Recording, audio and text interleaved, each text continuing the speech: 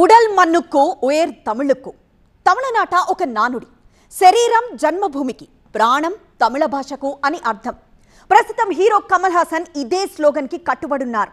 కానీ తమిళం మీద ఆయనకున్న మమకారాలు మితిమీరిపోయాయా, అవి కాస్త మిగతా భాషల్ని తక్కువ చేసేవిగా మారాయా అనే డౌట్లు వస్తున్నాయి.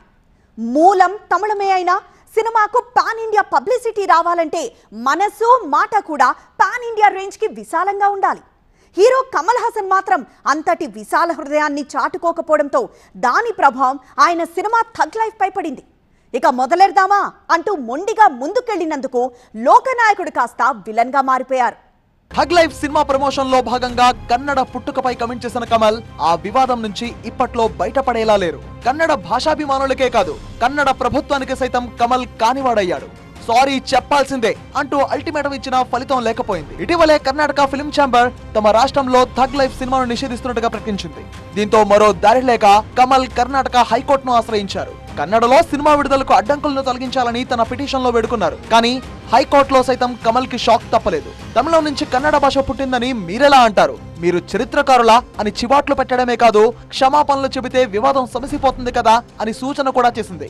కానీ సారీ చెప్పడానికి ససేమిరా అంటున్నారు కమల్ హాసన్. సారీ చెప్పకపోవడమే కాదు, అసలు కర్ణాటకలో థగ్ లైఫ్ సినిమా రిలీజ్ చేయడం లేదని ప్రకటించారు. కర్ణాటక ప్రజల మనోభావాలు గౌరవించాల్సిన అవసరం లేదనుకుంటే కోట్ల రూపాయల ఆదాయాన్ని వదులుకోవాల్సిందే అని వ్యాఖ్యానించింది కర్ణాటక హైకోర్టు.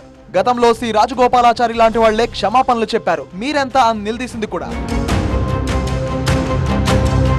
ప్రతి మలుపులోనూ తనపై వ్యతిరేకత పెరుగుతున్నప్పటికీ ఏ మాత్రం వెనక్కి తగ్గడం లేదు కమల్ హాసన్. తన వ్యాఖ్యలపై మరోసారి వివరణ ఇస్తూ మీరే తప్పుగా అర్థం చేసుకున్నారంటూ కన్నడ ఫిల్మ్ ఛాంబర్ కి లేఖ రాశారు. కమల్ లేఖపై చర్చించడానికి అత్యవసరంగా సమావేశమైంది కర్ణాటక ఫిల్మ్ ఛాంబర్. ఎట్టి పరిస్థితుల్లోనూ కమల్ సినిమాను కర్ణాటకలో విడుదల చేసే ప్రసక్తే లేదని తేల్చేసింది.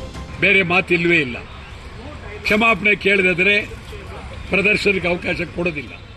ಕ್ಷಮಾಪಣೆ ಕೇಳಲೇಬೇಕು, ಬೇಷರತ್ತಾಗಿ ಕ್ಷಮಾಪಣೆ ಕೇಳಲೇಬೇಕು. ಮತ್ತು chamber of commerce, film chamber ಯಾವುದೇ ಇರಲಿ, ಅವರು ಕಮಲ್ ಹಾಸನ್ಗೆ ಯಾವುದೇ ರೀತಿಯ ಬೆಂಬಲ ಕೊಡಕೂಡದು. ಯಾವುದೇ ಕಾರಣಕ್ಕೂ ಈ ಸಂದರ್ಭದಲ್ಲಿ ಭದ್ರವಾಗಿ ಚಲನಚಿತ್ರ ವಾಣಿಜ್ಯ ಮಂಡಳಿ ನಿಲ್ಲೇಬೇಕು. ಮತ್ತು ನಾವಂತೂ ಕ್ಷಮಾಪಣೆ ಕೇಳದೆ ಇದ್ರೆ ಇಡೀ ರಾಜ್ಯಾದ್ಯಂತ ಭಾರಿ ಹೋರಾಟ, ಅಂತಿಮವಾಗಿ ಕರ್ನಾಟಕ ಬಂದ್ಗೂ ಕರೆ ಕೊಡ್ತೀವಿ. ಇದು ಸ್ಪಷ್ಟ ಮತ್ತು ನೇರ.